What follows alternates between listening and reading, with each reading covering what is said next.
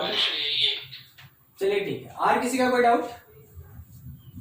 ठीक, पिछले क्लास में राउल्स लॉ पढ़ रहे थे और उसमें हम लोग पढ़ रहे थे आइडियल और नॉन आइडियल सॉल्यूशन। कंटिन्यू करते हैं थोड़ा। नॉन आइडियल सॉल्यूशन, देखिए नॉन आइडियल सॉल्यूशन में हमको जहां तक याद है हम लोग पिछले क्लास में सबसे पहले ये तो पढ़ लिए थे पॉजिटिव डेविएशन। ठीक है, पॉजिटिव डेविएशन में हम लोग क्या पढ़े हुए थे? पॉजिटिव डेविएशन में सबसे पहले ये चीज पढ़ा गया था कि इसमें जो फोर्स ऑफ इंटरएक्शन होगा ए और ए के बीच का, ठीक है, और जो फोर्स ऑफ इंटरएक्शन होगा सॉल्यूशन ए और बी में, ठीक है, तो फोर्स ऑफ इंटरएक्शन के केस में जब पॉजिटिव डेविएशन होता है किसका फोर्स ऑफ इंटरएक्शन कम होता है? ए बी का कम होता है, सॉरी कम होता है, ए बी का क्या होता है? कम होता है। ठीक है, सेम वैसे ही अगर बी और बी जो मेरे पास सोल्यूट की तरह बिहेव कर रहा है इसका फोर्स ऑफ इंटरएक्शन सॉल्यूशन के कंपोनेंट ए और बी के इंटरएक्शन से क्या होगा? बी और बी का ज्यादा होगा। तो जो प्योर कंपोनेंट है उसका फोर्स ऑफ इंटरएक्शन ज्यादा और जो सॉल्यूशन है उसका फोर्स ऑफ इंटरएक्शन कम। इसके कारण क्या होता है कि मोर वेपर्स मिलता है, इसके कारण मोर वेपर्स मिलता है क्योंकि सॉल्यूशन में ए और बी के बीच का फोर्स ऑफ इंटरएक्शन कम है, लेस है। सेकंड बात इसमें यह था कि जो डेल्वी मिक्सचर होता है, डेल्वी मिक्सचर ये पॉजिटिव होगा। थर्ड हम लोग ये पढ़े थे इसमें कि जो डेल होगा मिक्सचर का, डेल मिक्सचर ये भी क्या होगा? पॉजिटिव होगा। और ये पढ़े थे कि राउल्स लॉ, ठीक है, राउल्स लॉ यानी कि जो पी ए होगा that is greater than P not A X A, जो पी बी होगा it is greater than P not B X B. और हम लोग ये पढ़े थे कि जो पी टोटल यानी सॉल्यूशन होगा it will be greater than P A plus P B. ठीक है, यानी राउल्स लॉ को फॉलो नहीं करता है, राउल्स लॉ को फॉलो नहीं करता है। उसके साथ में डेल बी मिक्सचर पॉजिटिव होता है, डेल एच मिक्सचर पॉजिटिव होता है। तो अगर बाय द वे ये डेल एच मिक्सचर मेरा पॉजिटिव हो रहा है, आप क्या कहिएगा? जो प्रोसेस है, कौन सा प्रोसेस? जिसमें कि सॉल्यूट को अगर सॉल्वेंट में मिलाएं और सॉल्यूशन बना तो यहां पे एक्सोथर्मिक की एंडोथर्मिक, ये बताओ एक्सोथर्मिक की एंडोथर्मिक, बस ये बताना है। एंडोथर्मिक होगा, एकदम ठीक। ये कैसा होगा? एंडोथर्मिक होगा। बस ये सब छोटा छोटा पॉइंट है जो क्वेश्चन के फॉर्म में आता है। ठीक है, उसके लिए आप तैयार रहे, क्वेश्चन के फॉर्म में आएगा। सोच के देखिएगा, मान लीजिए जैसे इसके लिए मेरे पास एंथैल्पी जो है ना वो डेल एच 1 है, सॉल्वेंट के लिए जो एंथैल्पी है वो डेल एच 2 है, सॉल्यूशन के लिए एंथैल्पी जो है वो डेल एच 3 है। ठीक है, तो ओवरऑल पूरे रिएक्शन या प्रोसेस का जो एंथैल्पी होगा वो कितना हो सकता है? कोई बताएगा? पॉजिटिव होगा, नेगेटिव होगा, वो तो हमको पता है। पॉजिटिव होगा। वो कैसा होगा? पॉजिटिव होगा। रिजल्टेंट कितना होगा? रिजल्टेंट कोई भी? फिर से एक बार, H3, एक आंसर मिला H3 माइनस H1 और प्लस H2, ऐसा यही ना? और देखिए आंसर देने का कोशिश कीजिए, सोचिए अपने से, कॉन्सेप्चुअल है।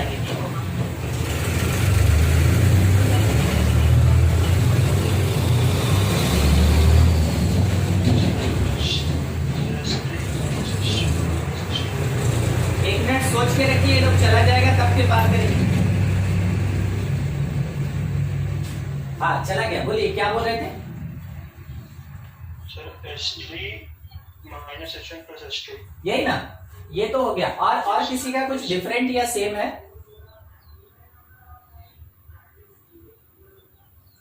चलिए यही है, ठीक। अच्छा आप हमको सोच के बताइएगा, जो H है, ठीक है, जो इसका H है, हाँ इसका जो H है वो कम होगा कि ज्यादा होगा? थोड़ा सोच के बताइएगा हमको, उसका H कम होगा कि ज्यादा होगा?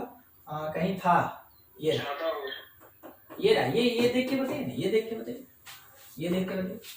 रिजल्ट मेरे पास कैसा होना चाहिए? रिजल्ट मेरे पास पॉजिटिव होना चाहिए, यानी कि हीट एब्जॉर्ब होना चाहिए, आप बोल रहे हैं कि डेल एच 3 में से अगर इसको हम सब्ट्रैक्ट कर दिए और उसके बाद पॉजिटिव हो गया, इसका मतलब है कि ये H3 तो काफी ज्यादा एनर्जी एब्जॉर्ब किया होगा, यही बात है ना?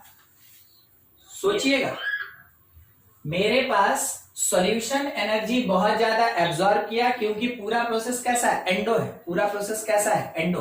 तो आप इधर साइड में सपोर्ट कर रहे हैं, तब कहीं जाके आपको क्या मिल रहा है, सॉल्यूशन मिल रहा है।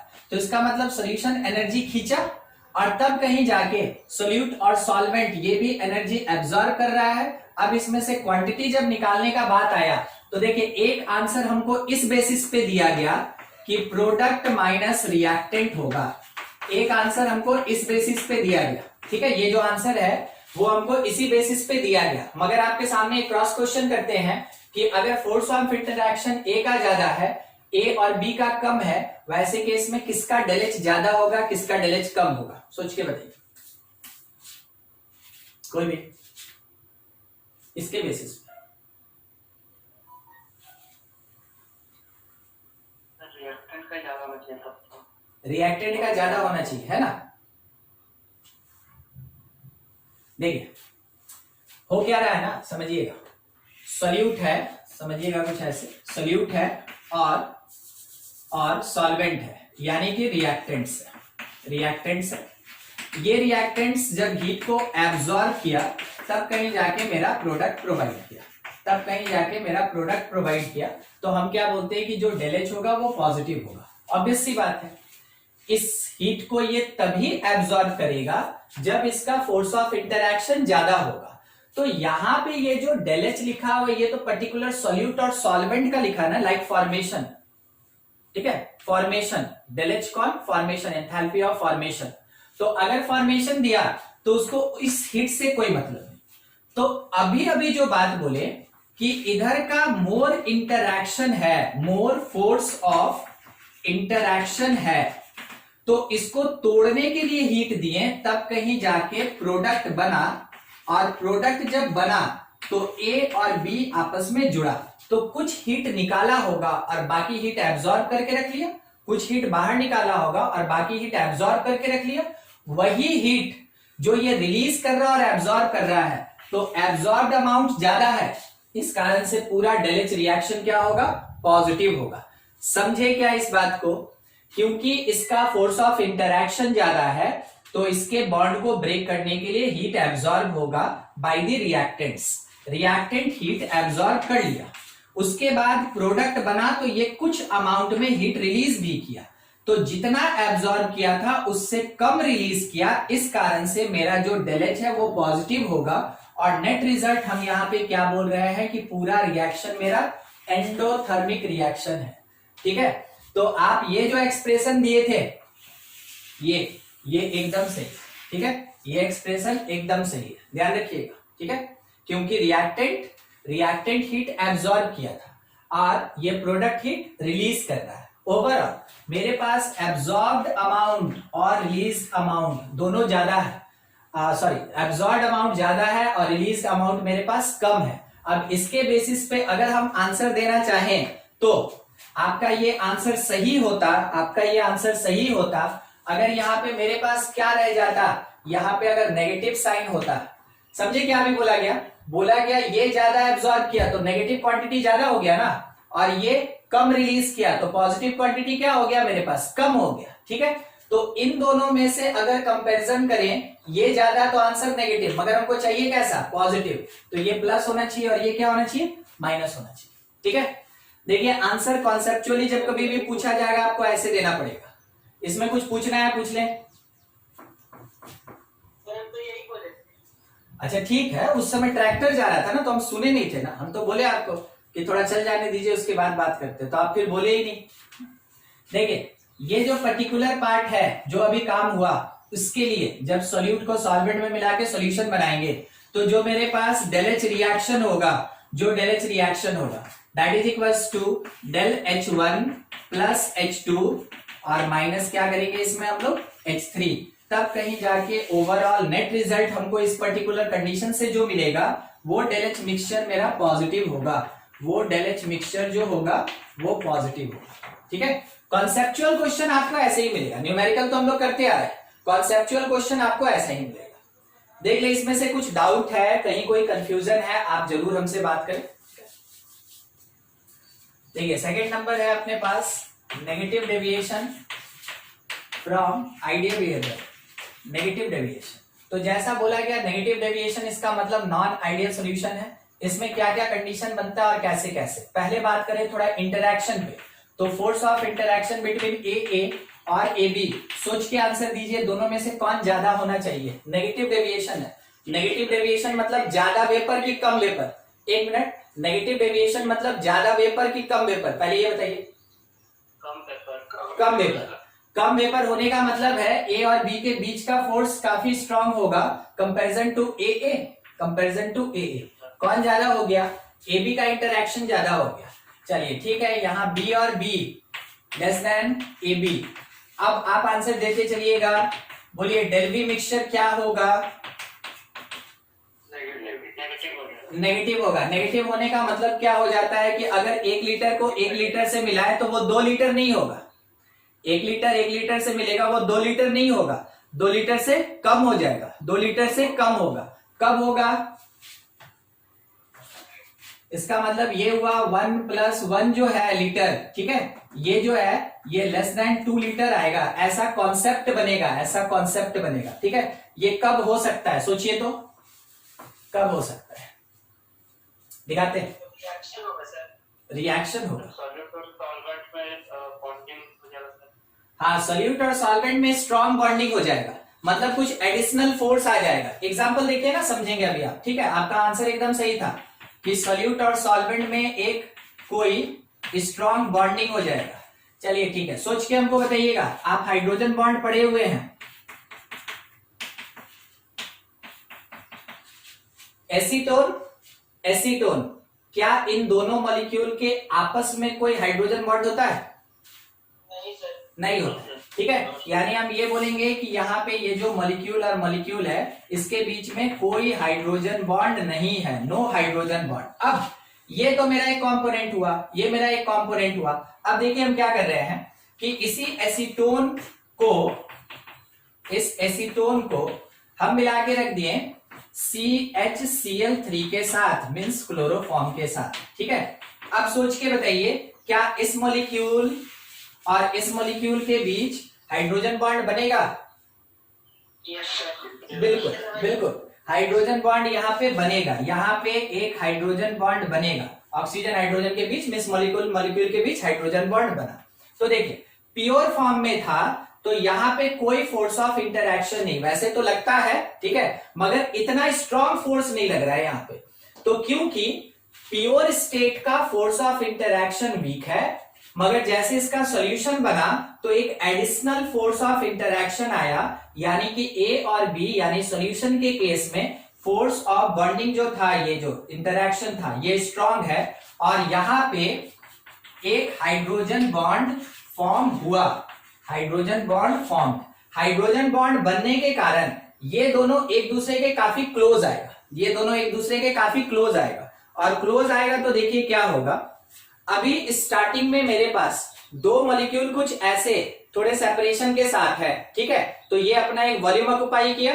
अगर ये ऐसे थोड़ा एक दूसरे पे ओवरलैप हो जाए किसी भी कारण से, तो कारण क्या होगा वहां पे? Force of interaction. तो आपको नहीं लग रहा है कि लेंथ कम हो गया यानी वॉल्यूम कम हो जाएगा? तो जब कभी भी वॉल्यूम नेगेटिव होता है, वॉल्यूम नेगेटिव होता है, इसका मतलब है additional force of interaction, additional bond formed between solute and solvent, ठीक है, additional bond formed between solute and solvent. तो जब भी एडिशनल फोर्स ऑफ इंटरैक्शन लगेगा वैसे केस में डेल बी मिक्सचर क्या होगा? नेगेटिव। समझ में है क्यों नेगेटिव हो रहा है, क्यों कम हो रहा है? ठीक है, देखते चलिए। कहीं कुछ डाउट हो आप तुरंत पूछिए कि सर पता नहीं वहां पे कैसे हो गया, ठीक है, ऐसा। थर्ड डेलएच मिक्सचर, डेलएच मिक्सचर क्या होना चाहिए? पॉजिटिव की नेगेटिव? नेगेटिव होना चाहिए, नेगेटिव। इसका मतलब है कि जब कभी भी नेगेटिव डेविएशन होगा इन नॉन आइडियल सॉल्यूशन, पूरा का पूरा प्रोसेस कैसा?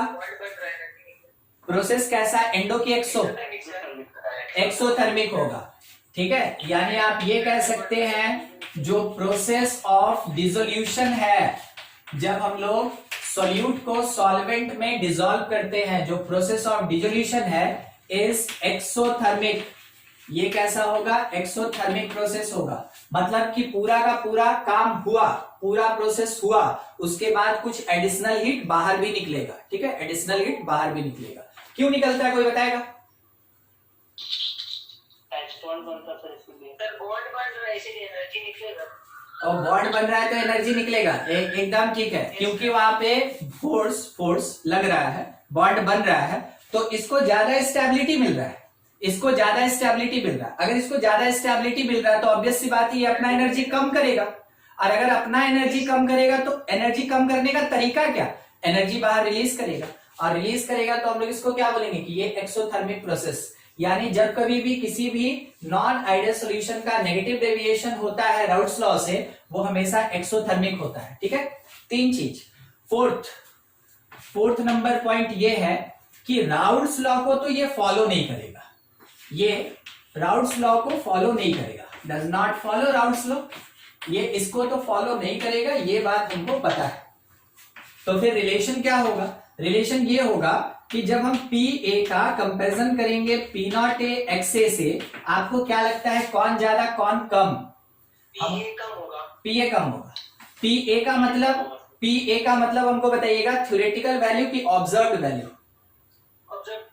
ऑब्जर्व्ड। ये मेरे पास कैसा है, ऑब्जर्व्ड वैल्यू है।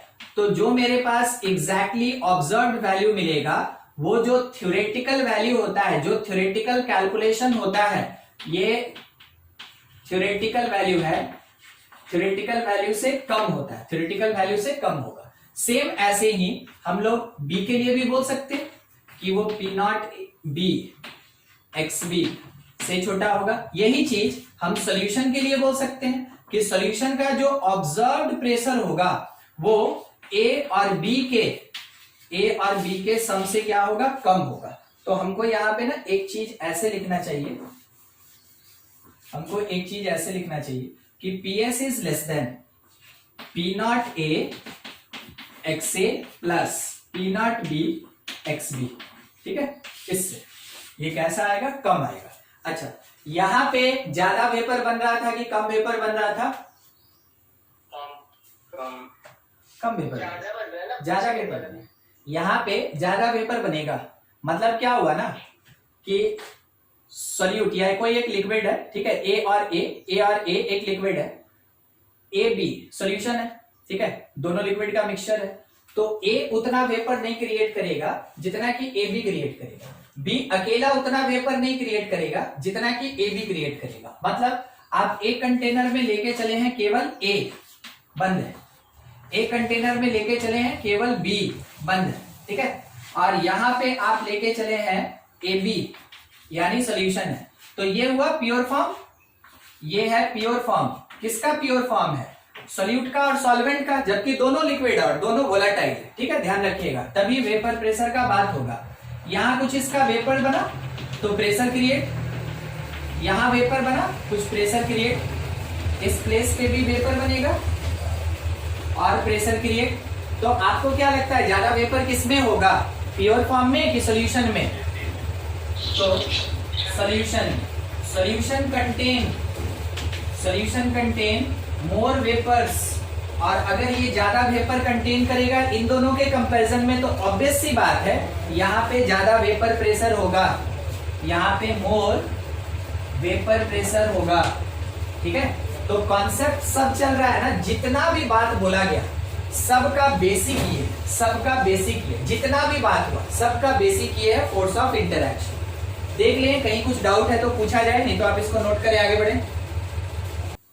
चलिए देखिए उसका ग्राफ। ठीक है, तो यहाँ पे हम लोग ग्राफ पे डिस्कशन कर रहे हैं, ग्राफ ऑफ नेगेटिव डेविएशन, इस चीज पे बात हो रहा है, नेगेटिव डेविएशन।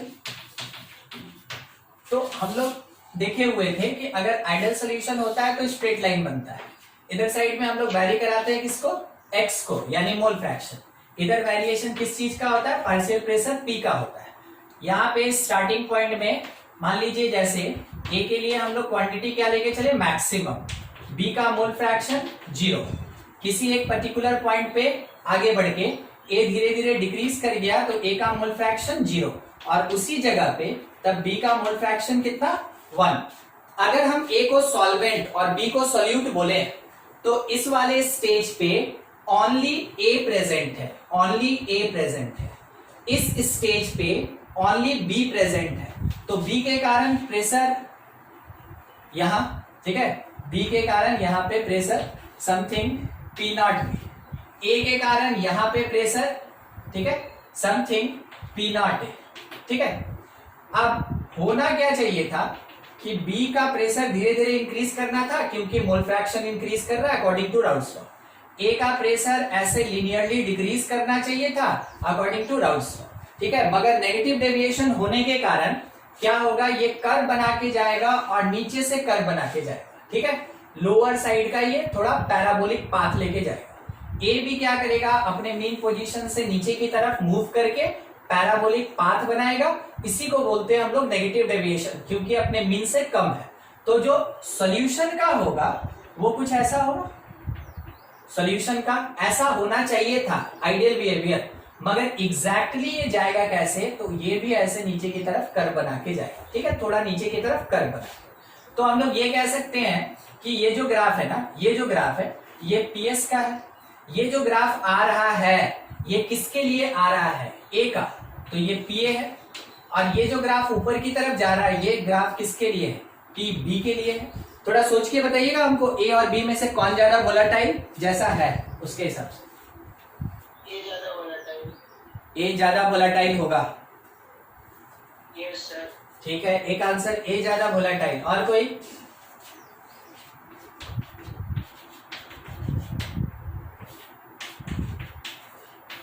और किसी का कोई आंसर? एक आंसर हमको ये मिला।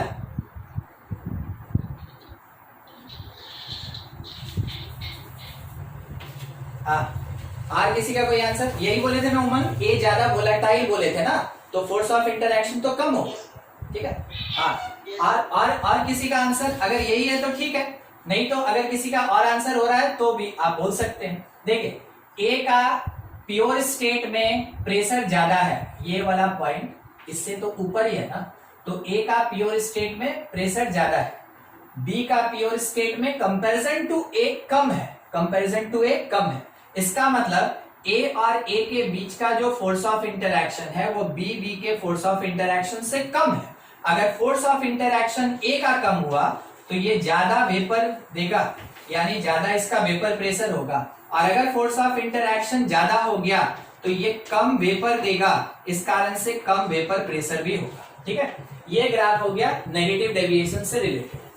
अब नेगेटिव डेविएशन आप देखे थे अभी कि अगर कोई एक्स्ट्रा बॉन्ड बन जाए तो नेगेटिव डेविएशन, मतलब पहले का बॉन्ड टूट जाए तो क्या होगा, फिर पॉजिटिव डेविएशन। देखिएगा, छोटा छोटा सवाल पूछ रहे हैं, ठीक है। बस मान लीजिए जैसे कि C2H5OH, ठीक है, C2H5OH दोनों के बीच बस ये पूछ रहे हैं कि हाइड्रोजन बॉन्ड होता है कि नहीं। ये कभी नहीं बताएगा कि कार्बन यहाँ बॉन्ड बना रहा है ऑक्सीजन। ये मॉलिक्यूल में हाइड्रोजन बॉन्ड का बात कर रहे हैं, होगा कि नहीं, हाँ कि ना, होता है, ठीक है। यहाँ पे हाइड्रोजन बॉन्ड एग्जिस्ट करता है, यानी प्योर इथेनॉल लेके चलेंगे, हाइड्रोजन बॉन्ड उसके बीच में है। अब थोड़ा सोचिएगा कि इसी में हम मिक्स कर दिए एसीटोन, ठीक है, इसी में मिक्स कर दिए एसीटोन। अब ये जो हाइड्रोजन बॉन्ड था इथेनॉल के बीच में, वो इस एसीटोन के प्रेजेंट होने के कारण टूट जाएगा। ये जो पहले हाइड्रोजन बॉन्ड इसके प्योर स्टेट में हुआ करता था वो एसीटोन के प्रेजेंट होने के कारण टूट जाएगा। और अगर उसका हाइड्रोजन बॉन्ड टूट गया तो बताइए, अभी जो आपके सामने एग्जांपल है मिक्सचर या solution of acetone plus ethanol, ये पॉजिटिव डेविएशन की नेगेटिव डेविएशन या फिर आइडियल बिहेवियर, कैसा? ये क्या कर रहा है, पॉजिटिव डेविएशन सोर्स। हाँ बोलिए। अरे मान ले रहे कुछ भी आंसर आएगा, आप सही होने का जरूरत नहीं, ठीक है। ठीक, देखिए मिक्सचर ऑफ एसीटोन और इथेनॉल अगर रहेगा तो वो कैसा डेविएशन शो करेगा, पॉजिटिव डेविएशन। रीजन इसके बीच में जो बॉन्ड हुआ करता था वो बॉन्ड ब्रेक कर दिया।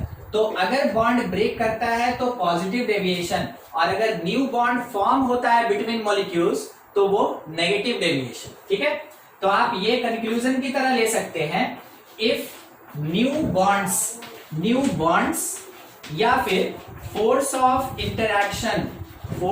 इंटरैक्शन इंक्रीजेस, ठीक है, इंक्रीजेस और फॉर्म, अगर इंक्रीज करता है या फॉर्म होता है देन वैसे केस में सॉल्यूशन सोज कैसा, सॉल्यूशन सोज नेगेटिव डेविएशन। अगर बना तो नेगेटिव डेविएशन शो करेगा। दूसरा, if old bonds between molecules dissociate then positive deviation from ideal behavior। ठीक है, आप इस कॉन्सेप्ट को समझेंगे। हम आपको स्टार्टिंग में ही बताए थे कि जो सॉल्यूशन होता है उससे कॉन्सेप्चुअल क्वेश्चन भी आता है, उससे न्यूमेरिकल भी रहता है, ज्यादातर न्यूमेरिकल ही रहता है, मगर जब कॉन्सेप्चुअल पूछेगा तो आपसे ऐसा ही कुछ पूछेगा। ठीक है, तो यहाँ पे क्योंकि ओल्ड बॉन्ड का ब्रेकेज हुआ due to presence of another particle और अनदर सब्सटेंस, इस कारण से क्या हुआ कि बॉन्ड ब्रेक करने के कारण पॉजिटिव डेविएशन शो कर रहा है। दूसरा एक आंसर देने का कोशिश कीजिएगा। ठीक है, हम HCl और वाटर को मिलाएं, ठीक है, तो ये जो सॉल्यूशन बना, ये जो मिक्सचर बना, सिंपल सा सवाल है, पॉजिटिव डेविएशन की नेगेटिव डेविएशन, ज्यादा बड़ा कुछ नहीं। सोचिए, पॉजिटिव डेविएशन करेगा, अच्छा नेगेटिव करेगा। यस। और कोई एक तो आंसर आया उमंग का, और कोई कोशिश कीजिए ना, कोई दिक्कत नहीं।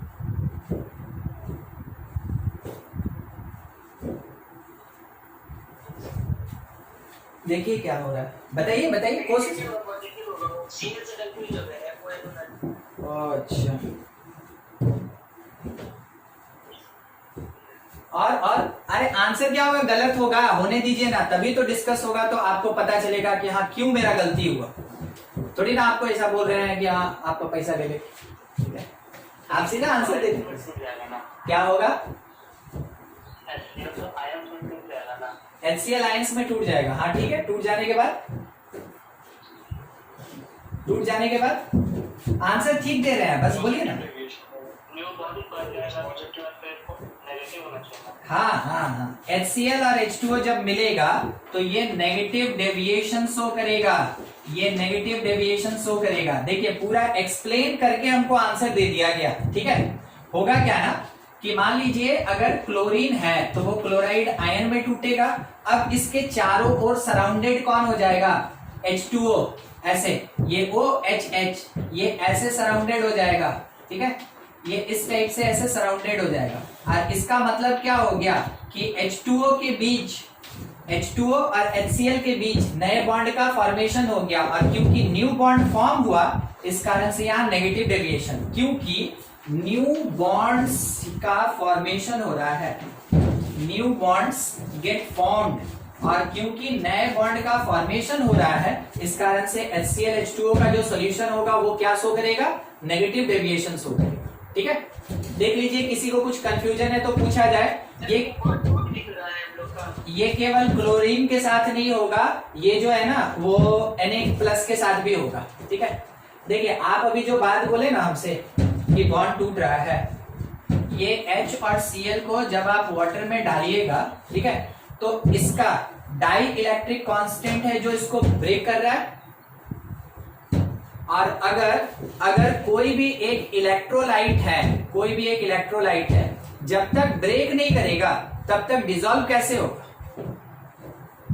समझे, और अगर डिसॉल्व नहीं हुआ तो सॉल्यूशन नहीं बना, और सॉल्यूशन नहीं बना इसका मतलब फिर हम आगे इस पे डिस्कस ही नहीं कर सकते ना, सॉल्यूशन तो बनना चाहिए, तो सॉल्यूशन जब बनेगा तब तो डिस्कस करेंगे, और सॉल्यूशन बनने के लिए इलेक्ट्रोलाइट को वाटर के अंदर जाके डिसोसिएट होना होगा, तो वो तो सॉल्यूशन बनने तक का बात हो गया कि ये इसमें डाला गया, सॉल्यूशन बना, उसी टाइम में डिसोसिएशन हो गया।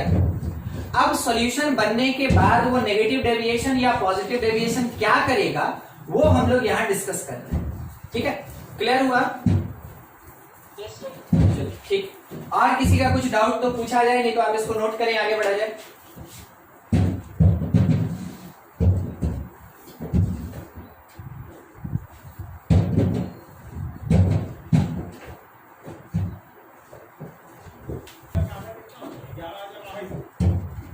देखिएगा, एक क्वेश्चन इसी पे ले रहे हैं, आपको बस बताना है पॉजिटिव कि नेगेटिव, दो हो गया। तीसरा नंबर क्वेश्चन, तीसरा इसी के बेसिस पे, वाटर प्लस इथेनॉल, आपको बताना है कि ये आइडल होगा कि नॉन आइडल होगा, और अगर नॉन आइडल होगा तो उसमें पॉजिटिव कि नेगेटिव, बस इतना ही। ठीक है, आप देखते चलें, ज्यादा नहीं लेंगे, 3 क्वेश्चन लेंगे। CH3 CO plus C6H5 NH2 aniline है। ठीक है, फिफ्थ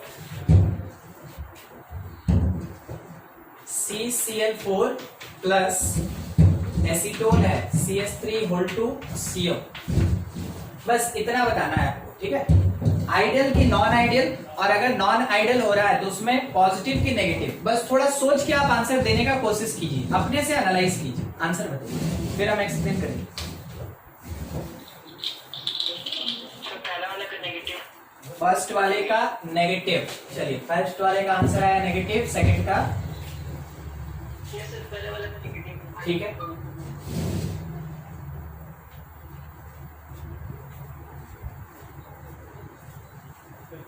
सर सेकंड वाला की सेकंड वाला क्या बोले? Ideal solution. अच्छा, एक आंसर हमको मिला आइडल, और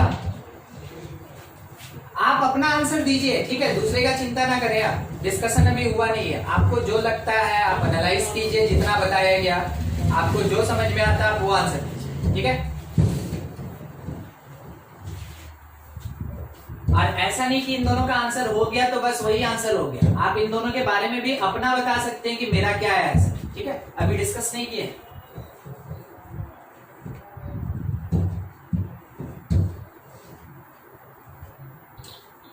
तीसरा शायद आइडियल। कौन वाला? थर्ड वाला? यस। अच्छा ठीक है, थर्ड वाले के लिए भी आइडियल बोला गया, हो गया। ठीक है, डील किया जाए। Second negative. सेकंड क्या बोले? फर्स्ट वाला सर नेगेटिव, बाकी दोनों आइडियल है। सेकंड एक नेगेटिव मिला, और फर्स्ट वाला नेगेटिव और बाकी दोनों आइडियल, यही ना बोले थे अभी? आइडियल है। कौन वाला? आइडियल। थर्ड? Yes sir. हाँ ठीक है, थर्ड में एक आइडियल आंसर हमको मिला है। ठीक है, और किसी का कुछ डिस्कस करना स्टार्ट करें? हाँ बोलिए। चलिए, नहीं ठीक, समझते चलिएगा। ठीक है, देखते चलिए। अब हम थोड़ा सा आंसर जो है आपका वो हम एक जगह पे रहने दे, मिटाते नहीं है अभी। ठीक है, रहने दे, ये आपका आंसर है, हम अभी है ना डिस्कस कर रहे हैं, ये स्टूडेंट आंसर है, हम डिस्कस कर रहे हैं। सबसे पहले थर्ड वाले को ले रहे हैं, वाटर है H2O और इसके साथ इथेनॉल है C2H5OH। ठीक है, C2H5OH होगा क्या? ये जो C2H5OH है, इसका जो हाइड्रोजन बॉन्ड होता है, इसका जो हाइड्रोजन बॉन्ड होता है, ठीक है, हाइड्रोजन बॉन्ड ये स्ट्रॉन्ग होता है कंपैरिजन टू H2। तो ये जो C2H5OH आएगा, ये क्या करेगा, इसके साथ में मिलके ये बॉन्ड तो बनाएगा। ठीक है, ये बॉन्ड बनाएगा, और बॉन्ड बनाएगा तो हाइड्रोजन बॉन्ड जो बना, अब आपसे बस एक ही सवाल है, यहां का जो फोर्स ऑफ इंटरएक्शन था हाइड्रोजन बॉन्ड, और यहां का जो फोर्स ऑफ इंटरएक्शन है हाइड्रोजन बॉन्ड, दोनों में से स्ट्रॉन्ग कौन होगा? इसको हम H1 बोलते हैं, इसको हम H2 बोलते हैं, बोलिए।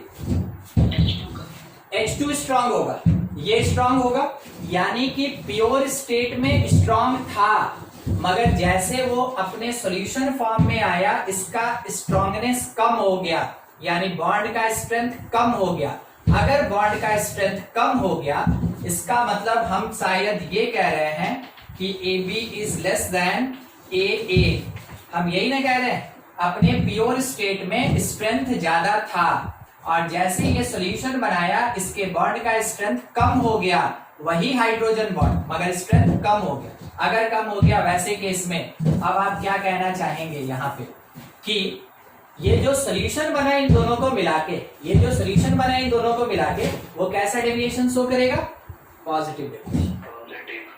ठीक है, देखिए कुछ भी आप क्रॉस क्वेश्चन है जरूर पूछे हमसे, ठीक है, वो क्या होना चाहिए था? पॉजिटिव होना चाहिए था। देख लीजिए, फिर उसके बाद सेकंड पे हम डिस्कस करें अब। ठीक, नेक्स्ट क्वेश्चन पे हम डिस्कस करें। देखिए नेक्स्ट क्वेश्चन फोर्थ था एसीटोन। तो सी डबल बॉन्ड ओ इधर रखते हैं, डबल बॉन्ड ओ CH3, ठीक है ऐसे। और ये मेरे पास क्या? एनिलीन, यानी कि कुछ इस तरीके का, और यहाँ पे NH2 इधर से ऐसे, ठीक है। तो फोर्स लगा, हाइड्रोजन बॉन्ड बना। पहले क्या एसीटोन के बीच में हाइड्रोजन बॉन्ड होता है? नहीं होता है। ये तो हम लोग अभी देखे थे ना कि एग्जांपल में नहीं होता है। अच्छा, यहाँ हाइड्रोजन बॉन्ड बन गया एनिलीन के कारण। हाइड्रोजन बॉन्ड अगर बन गया यानी न्यू बॉन्ड का फॉर्मेशन हो गया। न्यू बॉन्ड का फॉर्मेशन होना मतलब आइडियल तो कभी नहीं हो सकता। न्यू बॉन्ड का फॉर्मेशन मतलब आइडियल तो नहीं हो सकता है, ठीक है। अच्छा, न्यू बॉन्ड का फॉर्मेशन का मतलब हुआ कि EAB जो होगा it is greater then AA, यही ना हुआ।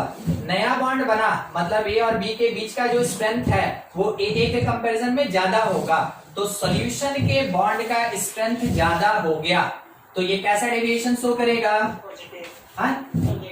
Negative show. हाँ ठीक, नेगेटिव शो।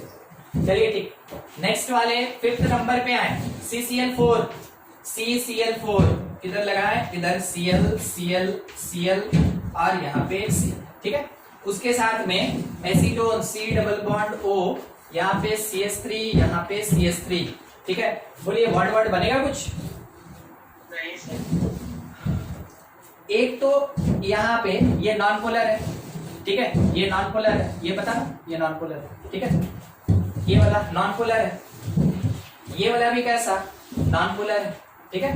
दोनों उस तरीके से कुछ बिहेव करेगा, इसके बीच में कोई फोर्स नहीं बनना, ठीक है, बल्कि जो पहले इसके बीच का फोर्स हुआ करता था वो भी टूट जाएगा। यानी आप ये कह सकते हैं कि इसमें AB जो होगा इसका इंटरैक्शन बढ़ जाएगा। अच्छा, बढ़ेगा, एक मिनट, CCl4 और CH3 2, ये है फोर्स ऑफ इंटरैक्शन बढ़ जाएगा। हाँ बिल्कुल बढ़ेगा कंपैरिजन टू AA। लेकिन बॉन्ड किसका टूटेगा इसमें? बॉन्ड टूटेगा नहीं, थोड़ा देखिएगा। क्या होता है ना कि A और A के बीच एक फोर्स लगता है जिसको आप ऑलरेडी देखे हुए, कहाँ गैसियस स्टेट पढ़े थे ना हम लोग, स्टेट ऑफ मैटर, उस टाइम में वैन डर वाल्स फोर्स याद आया? मॉलिक्यूल के बीच में लगता है वैन डर वाल्स फोर्स। तो वैन डर वाल्स फोर्स क्या होता है? डाइपोल इंटरैक्शन, डाइपोल इंटरैक्शन, ठीक है। और क्या होता था? एक इंड्यूस इंटरैक्शन, ठीक है, जिसको लंदन कहते थे, लंदन फोर्स, ठीक है। तो वो तो हमेशा मॉलिक्यूल के बीच लगता ही रहता है, अगर मॉलिक्यूल के बीच वो फोर्स लग रहा है, कोई एक दूसरा पार्टिकल आके इसके बीच में बैठ गया, ठीक है, तो ऑब्वियस सी बात है इसके बीच का सेपरेशन बढ़ जाएगा। और सेपरेशन बढ़ गया इसका मतलब क्या हुआ? आप बोल सकते हैं कि AB का जो इंटरैक्शन है वो बढ़ गया। अगर AB का इंटरैक्शन घट गया ना, हाँ, ये AB का इंटरैक्शन क्या होगा? घट जाएगा, जैसे उसके बीच में कोई आएगा। और इंटरैक्शन घटने का मतलब क्या हो गया कि ज्यादा से ज्यादा वेपर देगा, मतलब ये वाला जो होगा ये भी कैसा आएगा? पॉजिटिव आएगा। एक छोटा सा स्टेटमेंट यहाँ पे थोड़ा रॉन्ग हो गया था, फिर से समझिएगा, बता रहे हैं। एक पहले हुआ करता था पार्टिकल, एक दूसरा पार्टिकल प्योर स्टेट में फोर्स ऑफ इंटरैक्शन लगाता था। अब क्या हुआ कि एक अनदर पार्टिकल बीच में आके बैठ गया, तो इसके बीच के फोर्स ऑफ इंटरैक्शन का जो स्ट्रेंथ है वो घट जाएगा या बढ़ जाएगा? तो फर्स्ट के कंपैरिजन में घट जाएगा। तो जब A और B आया तो इंटरैक्शन घटेगा AA के कंपैरिजन में। और अगर इंटरैक्शन, फोर्स ऑफ इंटरैक्शन घट गया, कोई बॉन्ड नहीं, हाइड्रोजन बॉन्ड का यहाँ सवाल ही नहीं है, ठीक है। अगर ये फोर्स ऑफ इंटरैक्शन घट गया, वैसे केस में मोर वेपर, और मोर वेपर होने का मतलब कौन से टाइप का, पॉजिटिव डेविएशन शो करेगा। देख लीजिए, कोई पार्ट अगर पूछना है तो पूछा जाए।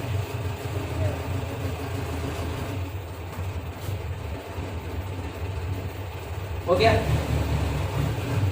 ठीक है। तो फर्स्ट वाला कैसा था, वाटर इथेनॉल पॉजिटिव, और ये एसीटोन और एनिलीन नेगेटिव, और ये कार्बन टेट्राक्लोराइड और एसीटोन कैसा, पॉजिटिव, ठीक है। हाँ उमंग, ये वाला थोड़ा सा उस समय मिस्टेक हुआ था, अभी क्लियर हो गया सबको? Yes sir. ठीक है, उस समय थोड़ा मिस्टेक हो गया था, वो वाला चीज। देखिए, ये था अपने पास सॉल्यूशन। अब थोड़ा अगले टॉपिक में आगे बढ़ा जाए, इससे क्वेश्चन बनाइएगा। जितना पॉइंट है सब आपको याद रखना पड़ेगा, और कैसे डिसाइड करना है उस पे अभी हम लोग 5 क्वेश्चन में डील किए हैं, ठीक है। 5 क्वेश्चन में डील किए। एक क्वेश्चन और दे रहे हैं, थोड़ा बता दे तो हम कंफर्म अगले टॉपिक में बढ़ जाए। देखिए 5 था ना, 6, एक क्वेश्चन केवल छोटा सा CCl4 और CHCl3 पॉजिटिव की नेगेटिव, बस एनालाइज कीजिए। एक क्वेश्चन सही कर दीजिए, काम खत्म। आपको टाइम लेना, आप 2 मिनट टाइम ले लीजिए, मगर पूरा एक बार में सही आंसर दीजिए, और सब कोई कोशिश कीजिए अपना आंसर देने का कि सर पॉजिटिव आया, नेगेटिव आया, आइडियल है, कुछ भी। क्या मिला?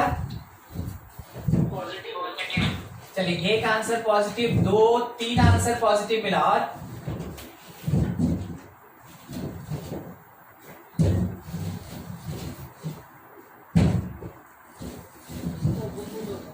क्या होगा? पॉजिटिव, ठीक है। एक और आंसर पॉजिटिव मिला आपको। और कोई आंसर देने का कोशिश कीजिए।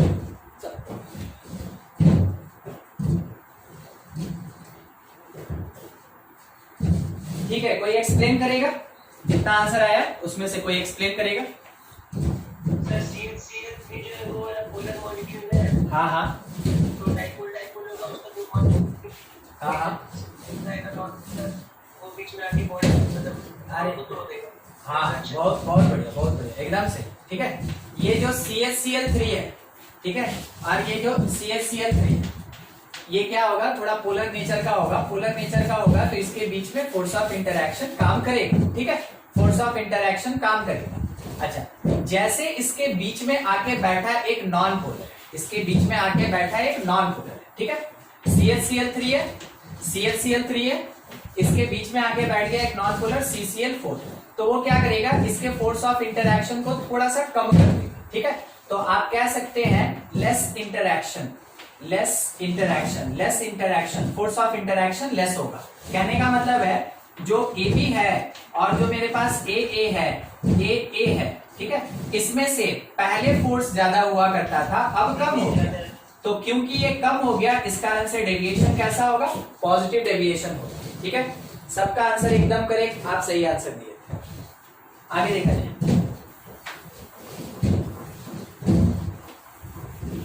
देखिए, नेक्स्ट टॉपिक पे बढ़ते हैं, कॉलिगेटिव प्रॉपर्टीज, ठीक है। कॉलिगेटिव प्रॉपर्टीज, सबसे पहला चीज क्या होता है कॉलिगेटिव प्रॉपर्टी, ठीक है। कॉलिगेटिव प्रॉपर्टी, तो आप ऐसे इसमें एक स्टेटमेंट दे सकते हैं, दोज प्रॉपर्टीज, पहला चीज, those properties which depends upon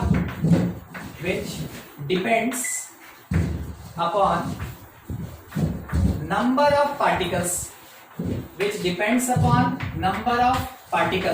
ठीक है, उसको हम कॉलिगेटिव प्रॉपर्टी कहते हैं, ठीक है। अगर नंबर ऑफ पार्टिकल कम होगा तो कॉलिगेटिव प्रॉपर्टी का वैल्यू कम हो गया, अगर नंबर ऑफ पार्टिकल ज्यादा होगा तो कॉलिगेटिव प्रॉपर्टी का वैल्यू ज्यादा होगा।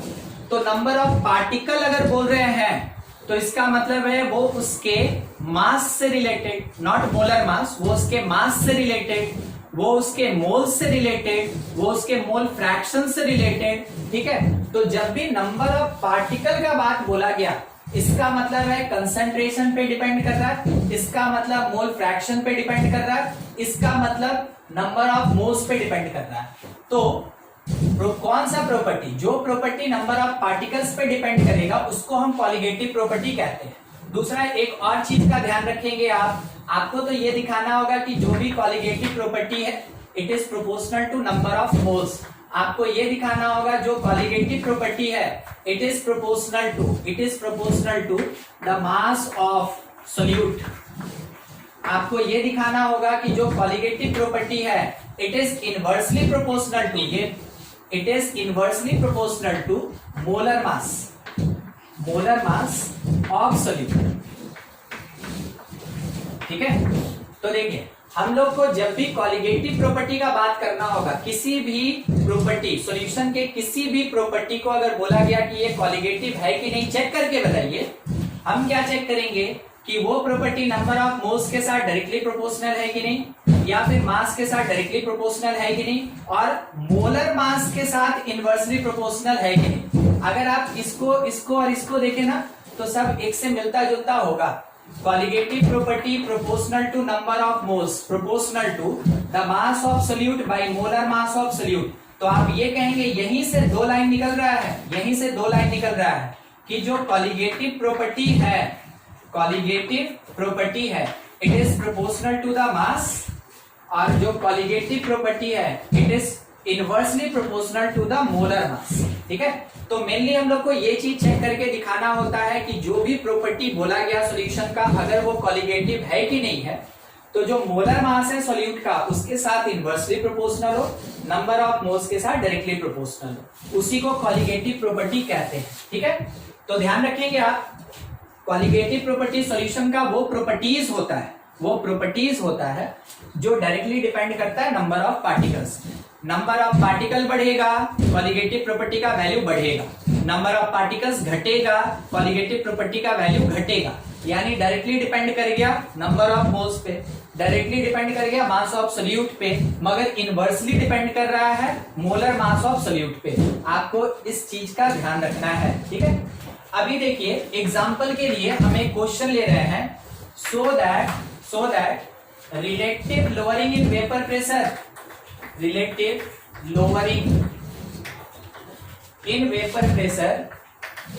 Pressure is colligative property.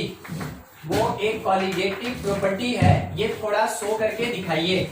ठीक है, हम लोग क्या पढ़े थे कि जो relative lowering in vapour pressure होता है वो होता कितना है, ये P0A minus PS by P0A होता है, पढ़े थे ना। ठीक है, P0A minus PS by P0A होता है।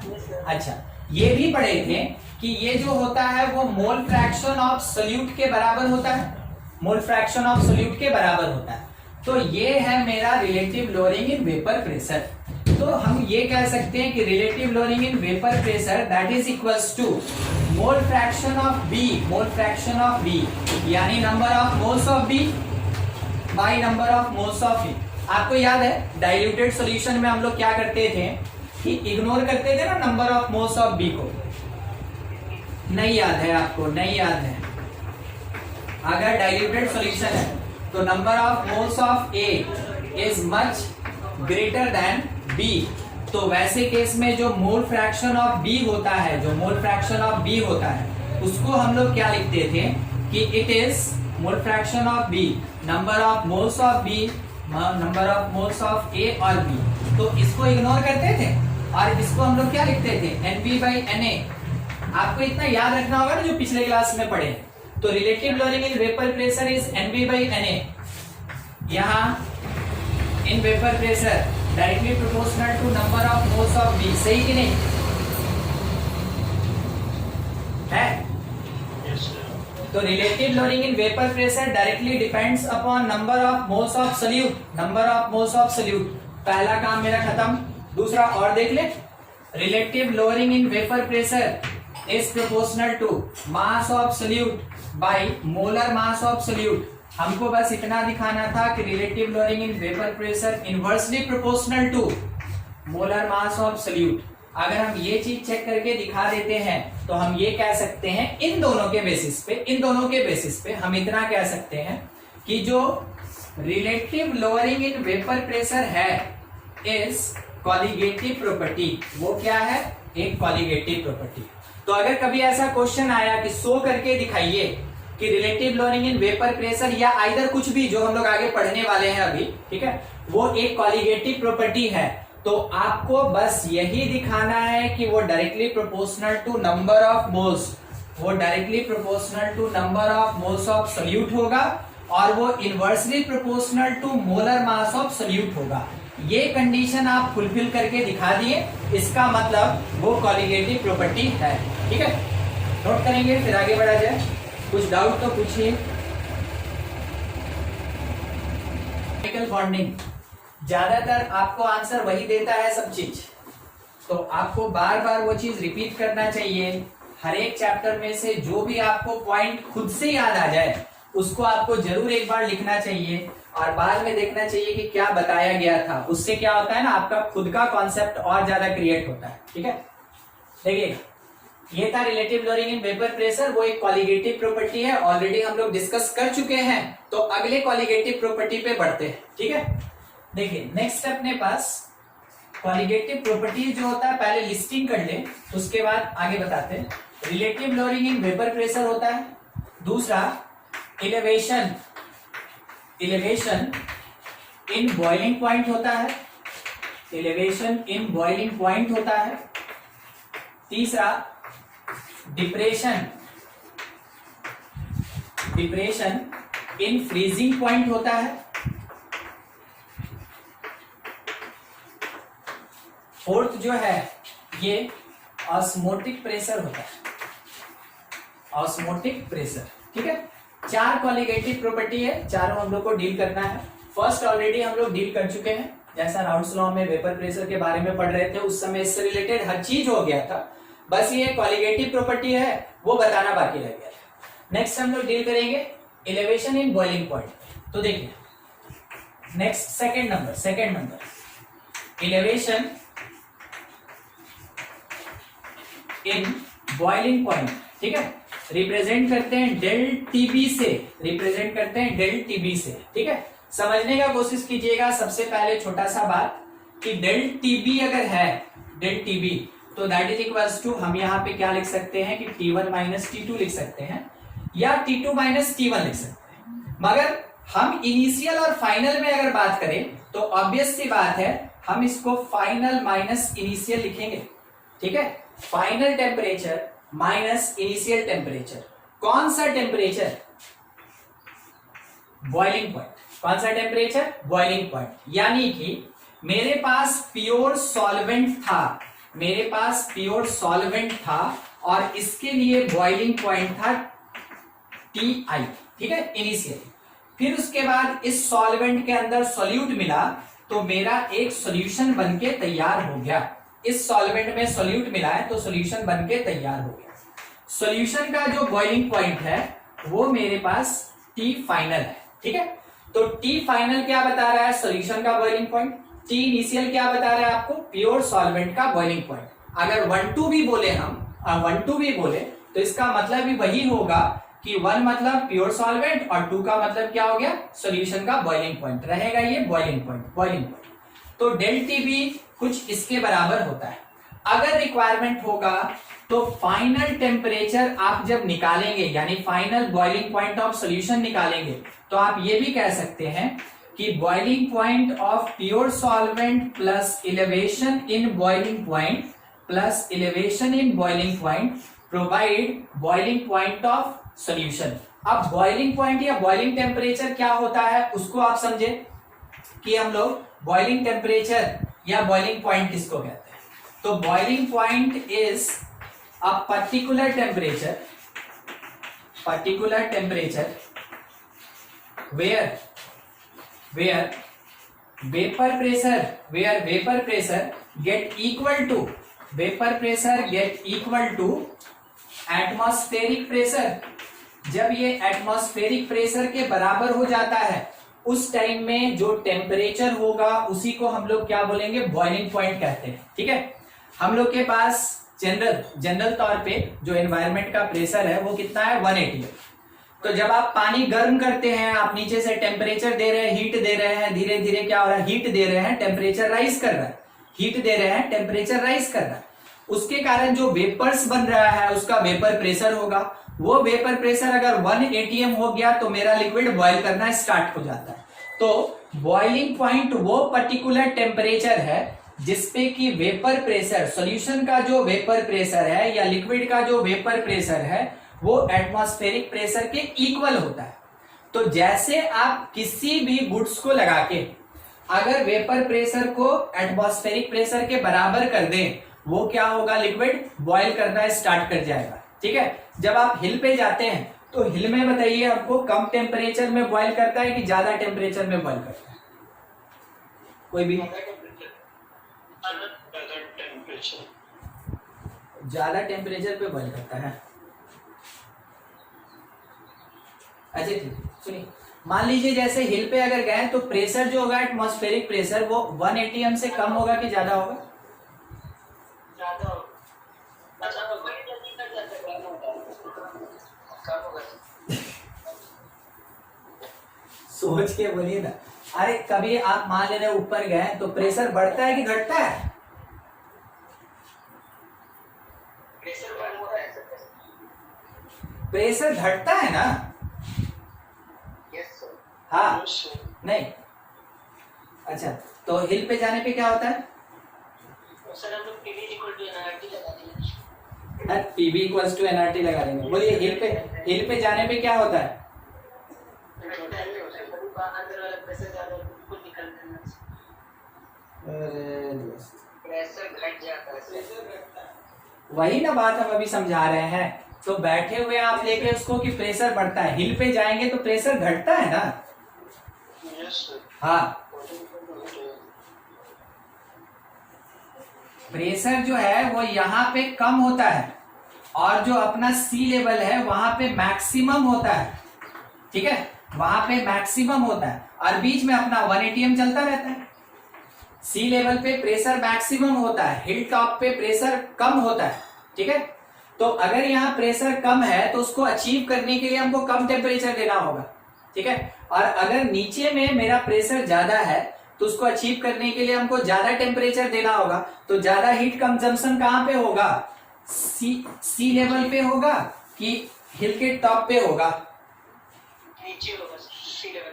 ठीक है, ज्यादा टेम्परेचर कंजम्पशन कहाँ होगा? सी के लेवल पे होगा। तो आपको बस इस बात का ध्यान रखना है ना कि वो एटमॉस्फेरिक प्रेशर के बराबर हो जाए, एटमॉस्फेरिक प्रेशर के बराबर हो जाए, लिक्विड बॉयल करना स्टार्ट कर देता है। ठीक है, तो बॉइलिंग पॉइंट यही चीज है। कहाँ फंस के बैठे रहते हैं। ठीक है, देखिए अब इसी बात को थोड़ा और समझिएगा ग्राफ से। मान लीजिए जैसे हम इधर साइड में टेम्परेचर बढ़ा रहे हैं, इधर साइड में मेरा वेपर प्रेशर बढ़ रहा है। ठीक है, तो क्या हुआ कि स्टार्टिंग में जो वेपर प्रेशर था वो कुछ ऐसे राइज किया इस तरीके से। हाँ, और यहाँ पे ये एटमॉस्फेरिक प्रेशर के बराबर हो जाएगा। ये मान लीजिए एटमॉस्फेरिक प्रेशर, ठीक, ये ऐसा। तो मेरे पास कुछ ना कुछ तो वेपर था, ये रह गया। अब क्या है कि अगर बाय द वे हम लोग इसमें हम लोग कुछ सॉल्यूट मिला दे तो वो सॉल्यूशन बनेगा। स्टार्टिंग में मेरे पास, हम इधर लिखे नहीं है, स्टार्टिंग में मेरे पास सॉल्वेंट था, इससे पहले डील किए थे, और फिर क्या किए कि इस सॉल्वेंट में हम एक सॉल्यूट मिला दिए। तो जैसे सॉल्वेंट में सॉल्यूट मिलाएंगे ये क्या बन के तैयार हो जाएगा? सॉल्यूशन बन जाएगा। तो सॉल्यूशन बनेगा तो ऑब्वियस सी बात है ये जो सॉल्वेंट है उससे इसका वेपर प्रेशर कम होगा कि ज्यादा होगा? पानी में कुछ मिला दिया, ठीक है, मान लीजिए एक्वस सॉल्यूशन है, चीनी मिला दी, ठीक है, कम होगा सर। तो कम होगा, वेपर प्रेशर कम होगा, ये नीचे की तरफ आएगा। तो मान लीजिए जैसे यहां से चल रहा है, हाँ, ये पूरा ग्राफ नीचे की तरफ आएगा। तो जैसे ये नीचे की तरफ आएगा तो ये इतने में खत्म हो गया ये पूरा ग्राफ। अगर हमको ऊपर पहुंचाएंगे तब ना बॉयल करना स्टार्ट करेगा। नहीं समझे? देखिए ग्राफ का मेरा लेंथ इतना ही था, अगर ये नीचे की तरफ शिफ्ट करेगा तो किसी एक पॉइंट से ये स्टार्ट हुआ, ग्राफ आपको पैरेलल दिख रहा है ना, नीचे आता हुआ। अब आप इसके लेंथ पे अगर बात करें तो देखिए यहीं तक ना पहुंचेगा तब तो ग्राफ, यहां अगर पहुंचेगा तो कभी वो एटमॉस्फेरिक प्रेशर रीच कर पाया नहीं। एटमॉस्फेरिक प्रेशर कब रीच कर पाएगा, जब वो यहां पहुंचेगा, यहां, समझ रहे? तो यहां पहुंचाने के लिए हमको कुछ ज्यादा टेम्परेचर देना होगा। डिफरेंस देखिएगा, इस टेम्परेचर T1 पे ये बॉईल कर गया सॉल्वेंट, और इस टेम्परेचर T2 पे ये बॉईल कर गया सॉल्यूशन। ठीक है, सॉल्यूशन। आपको क्या लगता है, T1 ज्यादा कि T2 ज्यादा? T2 ज्यादा है, क्योंकि हमको राइट साइड में गया ना, तो T2 ज्यादा है। तो T2 का वैल्यू क्योंकि ग्रेटर देन T1 है, T2 का वैल्यू क्योंकि ग्रेटर देन T1 है, मतलब प्योर सॉल्वेंट पहले जिस टेम्परेचर पे बॉयल हुआ करता था, अगर उसके अंदर सोल्यूट मिला देंगे, सॉल्यूशन बन जाएगा वो, तो थोड़ा ज्यादा टेम्परेचर पे बॉयल करना स्टार्ट करेगा। और बॉइलिंग का मतलब वेपर प्रेशर में क्या समझेंगे, एटमॉस्फेरिक प्रेशर जब वो रीच करेगा तो बॉयल करेगा। यहाँ पे बॉइलिंग टेम्परेचर तभी अटेन होगा जब वो एटमॉस्फेरिक प्रेशर के बराबर होगा। इस कारण से जब हम लोग सॉल्यूशन बनाते हैं तो टेम्परेचर क्या होता है, इंक्रीज कर जाता है। और जब आप इसको T2 में से T1 को सब्ट्रैक्ट करेंगे, ये आपको इलेवेशन बताएगा इन बॉइलिंग पॉइंट। ठीक है, तो डेल टीबी जो होता है वो T2 माइनस T1 के इक्वल। देखिए ग्राफ में और इधर साइड वाले पॉइंट में क्या कोई दिक्कत है आपको, तो पूछा जाए। ये ग्राफ था, इसमें कुछ भी, चलिए ठीक। नेक्स्ट है तब इसी में ठीक है, होता क्या है, कॉन्सेप्ट क्या है, फॉर्मूला क्या है, तो बोला ये गया कि जो इलेवेशन इन बॉइलिंग पॉइंट होगा ये डायरेक्टली डिपेंड्स करेगा मोलालिटी पे। तो कहां से बोला गया, एक्चुअली में ये है ना प्रैक्टिकल ऑब्जर्वेशन है। ठीक है, प्रैक्टिकल ऑब्जर्वेशन में देखा गया कि elevation in boiling point directly depends करता है मोलालिटी पे। मतलब क्या हुआ, सॉल्यूशन में आप सोल्यूट का अमाउंट बढ़ाएं तो ऑब्वियस सी बात है मोलालिटी इंक्रीज करेगा, और मोलालिटी इंक्रीज करेगा तो जो इलेवेशन इन बॉइलिंग पॉइंट है वो भी क्या होता है, इंक्रीज करेगा। क्यों इंक्रीज कर रहा है, क्योंकि मेरा फाइनल टेम्परेचर जो है सॉल्यूशन का जो बॉइलिंग पॉइंट है वो इंक्रीज कर रहा है। तो अपने पास रिलेशन होता है कि del TB is proportional to the molality, proportional to the molality. तो हम ये लिख सकते हैं कि जो डेल टीबी होगा, not TB, it is del TB, del TB is equals to something KB into M, KB into M. ये केबी यहाँ पे एक प्रोपोर्शनैलिटी कांस्टेंट है, जिसको केबी को मोलल इलेवेशन कांस्टेंट कहते हैं, मोलल इलेवेशन कांस्टेंट कहते हैं। इसी का एक और नाम है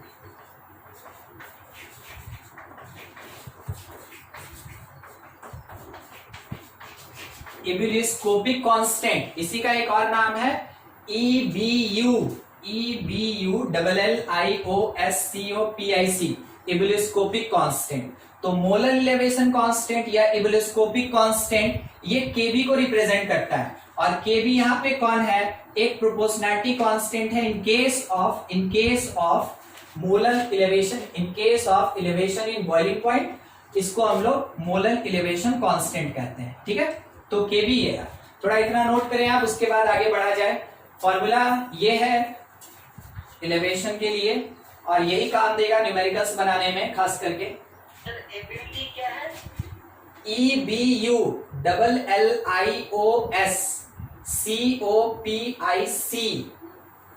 इब्यूलियोस्कोपिक।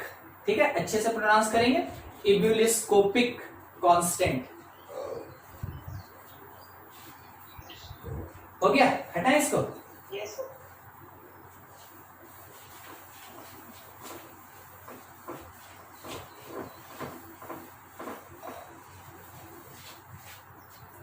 देखिए अभी जो हम लोग देखे थे डेल टीबी है ना, elevation in boiling point, that is equals to KB M, M यहाँ पे molality, del TB elevation in boiling point. देखते चलिएगा, अगर इसमें हम लोग यूनिट ऑफ केबी निकालना चाहें, यूनिट ऑफ केबी, तो उसके लिए थोड़ा सोच के देखिएगा।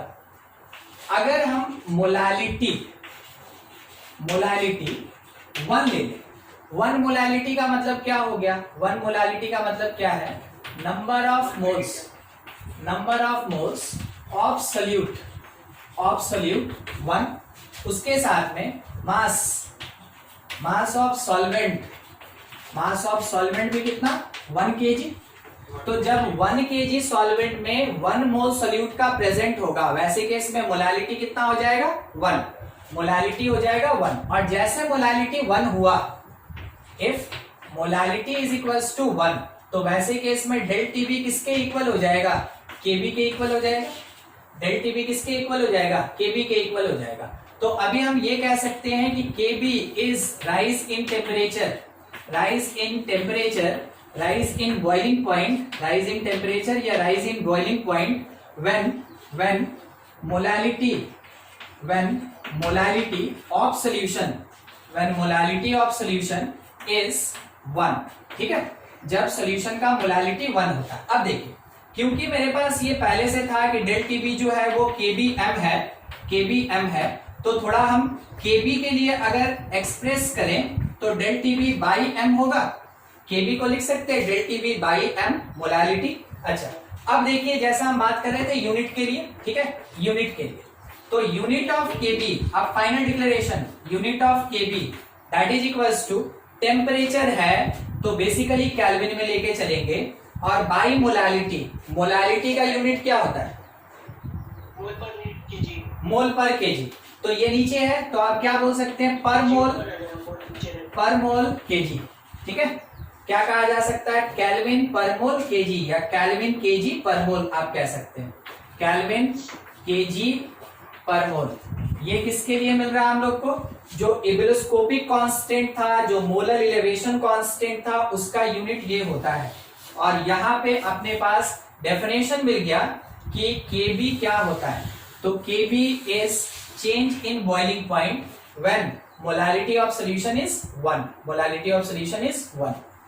देखिए आगे, अगर मोलालिटी मिला मतलब कंसंट्रेशन टर्म मिला, और अगर कंसंट्रेशन टर्म मिला तो सॉल्यूट से रिलेटेड हम लोग और भी चीज का कैलकुलेशन कर सकते हैं। तो यहां पे अब हम लोग कैलकुलेशन कर रहे हैं मोलर मास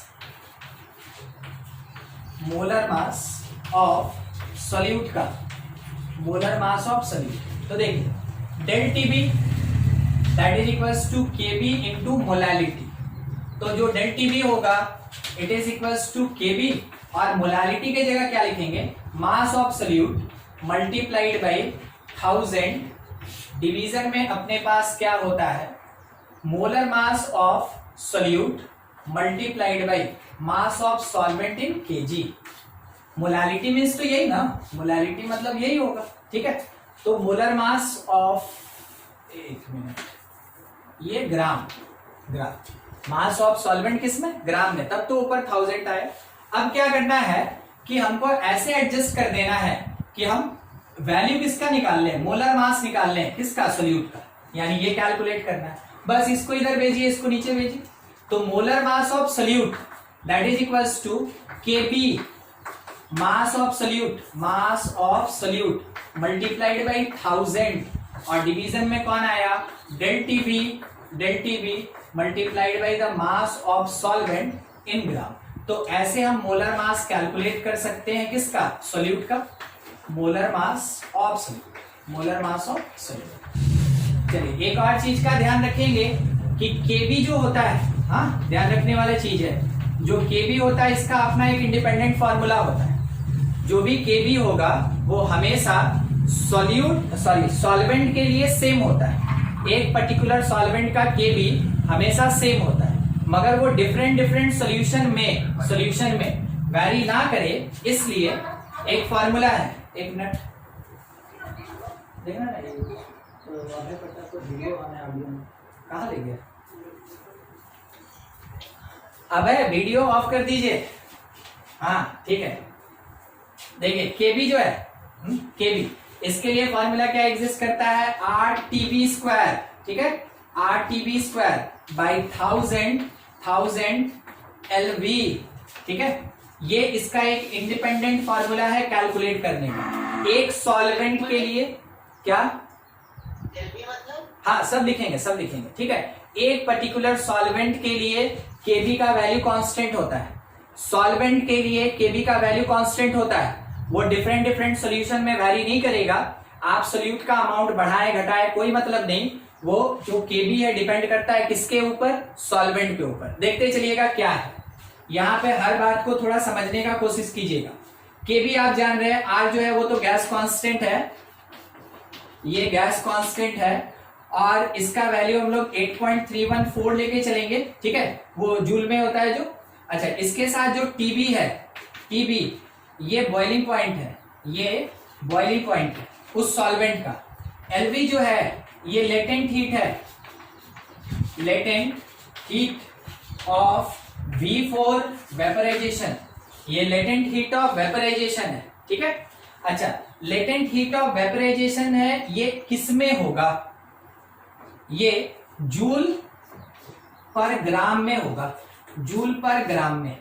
1000 एलवी जब यूज करेंगे तो लेटेंट हीट ऑफ वेपराइजेशन किस में होना चाहिए, जूल पर ग्राम में होना चाहिए। अच्छा, लेटेंट हीट निकालने का एक फॉर्मूला भी होता है, ठीक है, अकॉर्डिंग टू एंथैल्पी, और एंथैल्पी के बेसिस पे देखिएगा कैसा। LV is equals to enthalpy और इसके डिवीजन में मोलर मास, इसके डिवीजन में मोलर मास, ठीक है। जब कभी भी हम लोग एंथैल्पी को डिवाइड करेंगे मोलर मास से, किसके मोलर मास से, तो जिसका लेटेंट हीट ऑफ वेपराइजेशन निकाल रहे हैं उसके मोलर मास से, तो जाके हमको लेटेंट हीट ऑफ वेपराइजेशन मिल जाएगा जूल पर ग्राम में। और ये जो लेटेंट हीट ऑफ वेपराइजेशन है ये यूज करेंगे यहाँ एलवी के प्लेस पे। तो जब कभी भी बॉइलिंग होगा तो जो लिक्विड है वो वेपर में कन्वर्ट होगा, इस कारण से वेपराइजेशन यूज करते हैं यहाँ पे। आगे चल के भी हम लोग पढ़ेंगे, उस समय हम लोग यहाँ पे फेज ट्रांसफॉर्मेशन का जो फ्यूजन होता है ना वो यूज करेंगे, फ्यूजन। देखिए अभी बोर्ड पे जितना पार्ट है, कुछ डाउट है तो पूछा जाए। फॉर्मूला की तरह ये काम देगा, फिर से बोलिए। टीबी जो है सर बॉइलिंग पॉइंट नहीं है वो तो ये वाला, हाँ ये बॉइलिंग पॉइंट है, ये नॉर्मल टेम्परेचर पे। अरे देखिए मान लीजिए जैसे वाटर के लिए अगर बात करें, वाटर के लिए तो वाटर का बॉइलिंग पॉइंट बोलिए, 100 डिग्री में आप 100 डिग्री सेंटीग्रेड बोले, अदरवाइज आप केल्विन में 373 कहते हैं, तो वो तो कांस्टेंट टर्म है ना। जनरल तौर पे बात किया जाएगा तो आप टीबी कहेंगे कि एक कांस्टेंट टर्म है। बाद में अगर टेम्परेचर आगे पीछे किया गया तो कौन सा टेम्परेचर आगे पीछे किया जाएगा, अगर 100 पे बॉईल कर जाएगा, आप उसको 500 लेके जाइए तो क्या माना जाएगा कि 100 पे ही बॉईल किया, तो उसका बॉइलिंग पॉइंट ना आगे पीछे होगा। तो बॉइलिंग पॉइंट किसका आगे पीछे होता है, सॉल्यूशन का होता है, सॉल्यूशन का। मगर जो सॉल्वेंट है उसका बॉइलिंग पॉइंट तो फिक्स रहेगा ना, तो सॉल्वेंट का बॉइलिंग पॉइंट यहाँ पे यूज करते हैं हम लोग टीबी। टीबी मतलब कौन, it is not del TB, ध्यान रखिएगा, डेल टीबी चेंज है और टीबी केवल बॉइलिंग पॉइंट है। किसका बॉइलिंग पॉइंट है, boiling point of pure solvent, solvent का बॉइलिंग पॉइंट, ठीक है। अब क्लियर हुआ, यस सर। हाँ ठीक। और कहीं कुछ डाउट तो पूछा जाए, कुछ कंफ्यूजन तो पूछा जाए, बस इतना ही है जिसपे हम लोग को आगे डील करना है।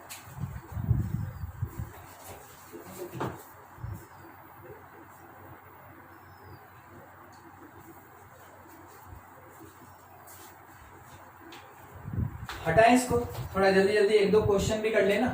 फॉर्मूला ध्यान रखिएगा, ठीक है। एक फॉर्मूला तो ये डायरेक्ट लगेगा अगर मोलालिटी दिया तो, दूसरा आपका ये फॉर्मूला लगेगा बहुत ज्यादा जब आपके पास अमाउंट दिया हुआ रहेगा, ठीक है। तीसरा आपको ये फॉर्मूला थोड़ा कम ही यूज होगा मगर कभी यूज में आ सकता है, ठीक है। और ये पूरा जब ये दिया रहेगा ना तभी जाके आप इसको यूज कर सकते हैं। हाँ, तो डेल टीबी से रिलेटेड एक ये फॉर्मूला बहुत ज्यादा यूज का, और एक ये फॉर्मूला जब पर्टिकुलरली मेरे पास मोलालिटी दिया रहेगा तब के, ठीक है। देखिए एक दो क्वेश्चन कम से कम कर ले, न्यूमेरिकल ही रहता है इसमें। कॉलिगेटिव प्रॉपर्टी न्यूमेरिकल, जो अपने पास वेपर प्रेशर था उसका थ्योरेटिकल पार्ट बस वही होता है। आइडियल और नॉन आइडियल सॉल्यूशन हम लोग को उसी तरीके से डील करना होगा। जहां पे थ्योरी पूछेगा थ्योरी आंसर देंगे, जहां पे न्यूमेरिकल पूछेगा वहां पे न्यूमेरिकल की तरह आंसर देना है। क्वेश्चन देखिएगा,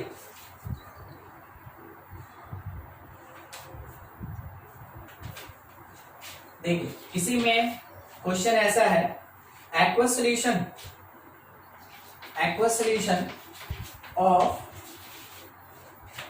12 ग्राम glucose, 12 gram glucose in 12 gram glucose in 100 gram water, in 100 gram of water was found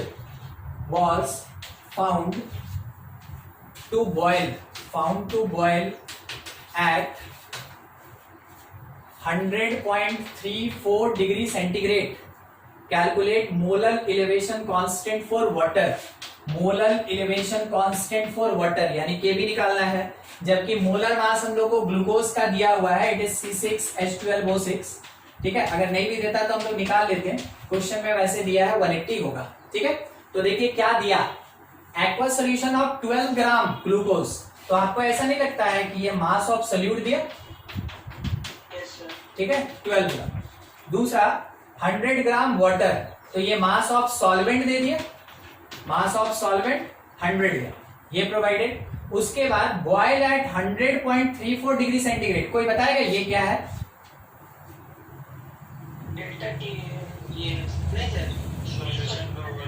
solution का बॉइलिंग पॉइंट है, मींस ये T2 है, ये T2 है 100.34 डिग्री सेंटीग्रेड। हम लोग को पता है ना T1, क्योंकि बात किया गया किसका, वाटर का, और वाटर का बॉइलिंग हम लोग जानते हैं नॉर्मली कितने पे, 100 डिग्री सेंटीग्रेड। तो क्या यहां से हम डेल टीबी नहीं निकाल लेंगे, del TB that is equals to T2 minus T1, और उस टाइम में ये वैल्यूएशन हमको कितना देगा, 0.34 डिग्री सेंटीग्रेड रहने दीजिए। ठीक है, इतना हो गया।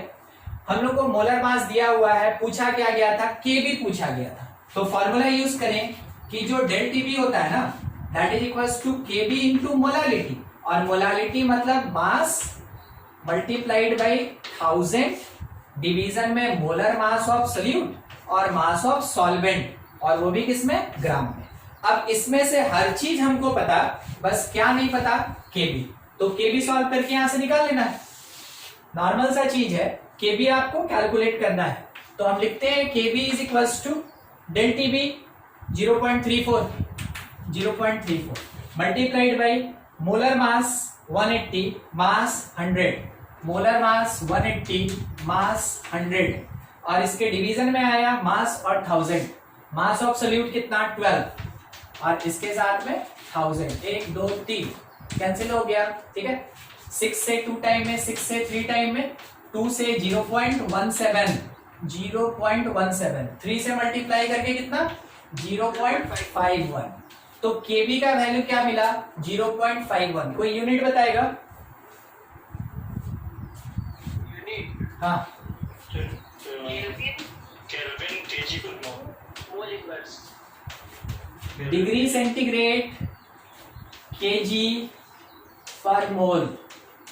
सर तो केल्विन भी देंगे तो सेम ही हो जाएगा, डेल्टा जो चेंज होगा वो इक्वल होगा। हाँ बिल्कुल सही, डेल्टा एकदम इक्वल होगा। मगर क्या है ना कि आप पूरा सॉल्व किए हैं डिग्री सेंटीग्रेड में, तो आप यहाँ आंसर भी डिग्री सेंटीग्रेड में छोड़ दें। मगर कोई ये बोले कि सर देखिए ना 0.51 केल्विन केजी पर मोल दिया था, तो क्या मेरा गलत हो गया? नहीं, गलत नहीं। ठीक है, क्योंकि जब आप डेल टीबी निकालते हैं, जब आप डिफरेंस निकालते हैं, तो डिग्री सेंटीग्रेड का जितना डिफरेंस होता है, केल्विन का भी उतना ही डिफरेंस होता है। तो डिफरेंस के केस में तो दोनों सेम ही रहेगा। तो आप यहाँ आंसर डिग्री सेंटीग्रेड में दे सकते हैं, आप यहाँ आंसर केल्विन में दे सकते हैं। मगर ध्यान रखिएगा, प्रेफरेंस वाली बात है, अगर आप क्वेश्चन डिग्री सेंटीग्रेड में लिए, सॉल्व भी किए डिग्री सेंटीग्रेड में, तो आंसर भी डिग्री सेंटीग्रेड में ही देंगे। ठीक है, उस चीज का आपको थोड़ा ध्यान रखना होगा।